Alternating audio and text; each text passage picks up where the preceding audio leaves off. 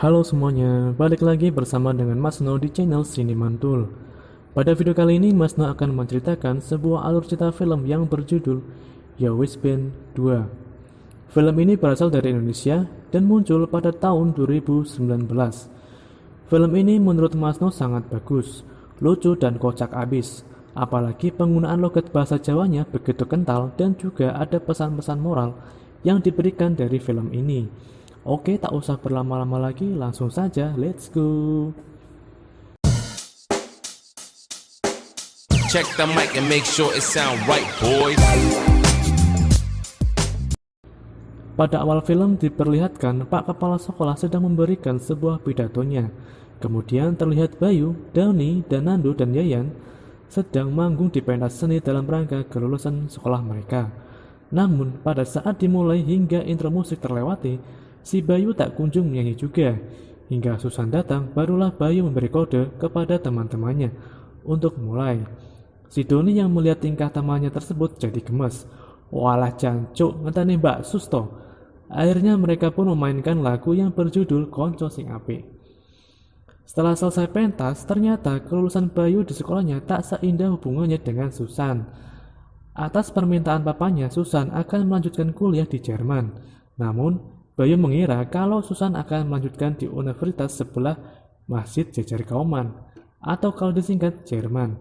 Tapi ternyata Jerman yang dimaksud adalah Jerman yang mengikuti Piala Dunia. Karena jarak yang begitu jauh membuat Susan memutuskan untuk mengakhiri hubungannya dengan Bayu. Selain itu, Susan akan melanjutkan kuliah di Jerman bersama si Roy. Hal ini membuat Bayu shock, marah, pokoknya campur aduk, kayak es campur. Dengan perasaan yang campur aduk, akhirnya Bayu gas OTW ke Cak John untuk meminta solusi atas apa yang dia alami. Namun, dia juga bertemu dengan Ustadz Jarno, dan kebetulan Cak John dan Ustadz Jarno sedang membahas tentang jodoh. Kemudian Bayu mendapatkan masukan dari Ustadz Jarno bahwa hendaknya dia tidak usah pacaran, namun langsung nikah saja. Karena pendapat Ustadz Jarno tidak memuaskan, akhirnya Bayu ke rumah Nando, kemudian ke rumah Doni, namun tetap saja hasilnya sama, tidak memuaskan. Terlihat Bayu sedang meratapi nasibnya yang tidak baik di taman. Dengan raut wajah tampak sedih dan menggerutu, urip pancen ora adil. Kamidi yang kemudian berada di sana berpendapat bahwa meskipun hidup tidak adil, namun kita sebagai manusia harus terus berjuang. Setelah mendapatkan pencerahan, Bayu pun pulang dan kemudian mendapati ibunya yang terlihat sedih. Ternyata mereka harus membayar kontrakan rumah 3 tahun sekaligus. Hal inilah yang membuat Bayu jadi pusing.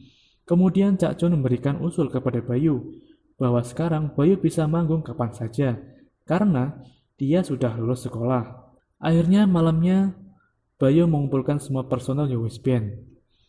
Mereka bukannya kumpul di tempat rumahnya Bayu, tapi malah di kuburan.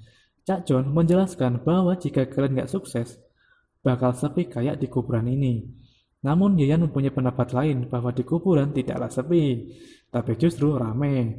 Sontak yang lainnya pada ketakutan.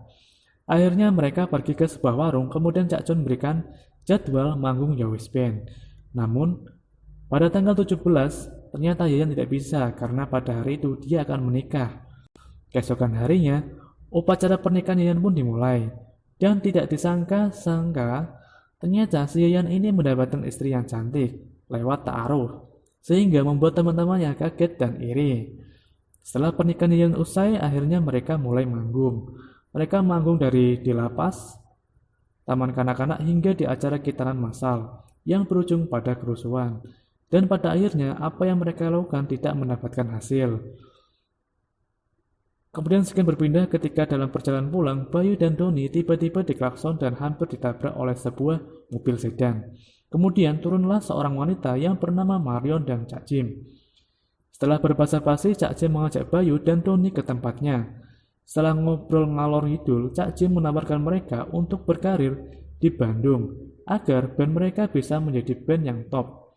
Keesokan harinya, pada saat mereka latihan, Bayu memberikan kabar bahwa dia menemukan manajer top yang mengajak Yowis Band untuk berkarir di Bandung.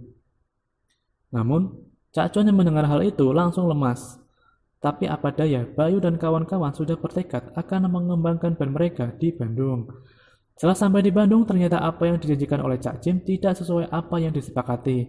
Seperti kendaraan roda 4 yang ternyata hanyalah sebuah angkutan umum. Tempat untuk berteduh yang kurang bagus sehingga pada saat mereka tampil ternyata hanya dijadikan band pengiring saja. Hal ini membuat Bayu dan kawan-kawan tambah kecewa dan Mario pun malu dengan Bayu dan kawan-kawan. Scan berpindah saat Bayu dan kawan-kawan mampir di sebuah markoban. Di sana mereka bertemu dengan seorang cewek yang bernama Asih dan mereka pun berkenalan. Keesokan harinya Bayu pergi ke rumahnya Asih. Di sana dia bertemu dengan seorang bapak-bapak yang ternyata justru bapaknya si Asih. Setelah keperluannya selesai, Bayu pergi berkumpul dengan teman-temannya karena hari ini mereka akan rekaman dan kolaps dengan hip hop yang bernama Lamhot. Namun, kolaps mereka gagal karena tidak sesuai dengan Yowes Band. Tak lama berselang, Yowes Band akhirnya mendapatkan kontrak tur keliling dan sponsornya adalah minuman keras. Namun, Yayan yang melihat itu tidak setuju kalau sponsornya adalah minuman keras. Dari sinilah timbul konflik. Bayu kemudian menyuruh Yayan untuk pulang saja, karena Bayu menganggap bahwa Yayan menghalanginya untuk mencari uang. Sedangkan Yayan berpikir bahwa ikut promosikan miras termasuk berdosa walaupun tidak minum. Melihat Yayan diperlakukan seperti itu, Nando tidak terima. Akhirnya Yayan dan Nando pulang ke Malang bersama Mia dan Stevia. Pada pagi harinya, si Bayu mendapat masukan dan nasihat dari bapaknya Asih. Mendengar nasihat itu, Bayu akhirnya sadar bahwa selama ini dia egois dan kemudian dia pamit pulang. Saat sampai di kontrakan, Bayu langsung meminta maaf kepada supir yang selalu mengantarnya pergi. Tapi malah ditinggalkannya di saat sedang susah. Bayu yang melihat surat kontrak Yowes Band langsung menyobeknya. Cak Jim melihat itu langsung marah, namun tiba-tiba datanglah 2 orang polisi dan kebetulan mencari orang yang bernama Jimmy Smith alias Cak Jim. Setelah kejadian itu, akhirnya Bayu dan Doni memutuskan untuk pulang ke rumah Malang. Serta Asih kebetulan juga akan ke Malang karena mau kuliah di sana. Namun pada saat di bandara mereka bertemu dengan Stevia. Dan ternyata Nando belum pulang karena malu dengan ibu barunya. Kemudian Bayu memujuk Nando agar mau pulang ke Malang. Dan akhirnya Nando mau pulang ke Malang. Setelah mereka sampai dan bertemu dengan orang tua masing-masing, pada malamnya Bayu, Doni, dan Nando pergi ke rumahnya Yayan. Di sana Bayu meminta maaf karena selama ini dia egois. Setelah bertemu Yayan, mereka mencari Cak John. Dan akhirnya mereka bertemu dan menangis bersama. Keesokan harinya mereka akhirnya manggung di panti jompo. Namun tiba-tiba datanglah si Marion. Dia mengatakan bahwa yang melaporkan Cak Jim adalah dirinya, karena Marion juga merasa ditipu oleh Cak Jim. Dan Marion menawarkan kontrak tur keliling Indonesia. Mendengar hal itu, Bayu dan teman-teman pun menjadi senang, dan film pun berakhir.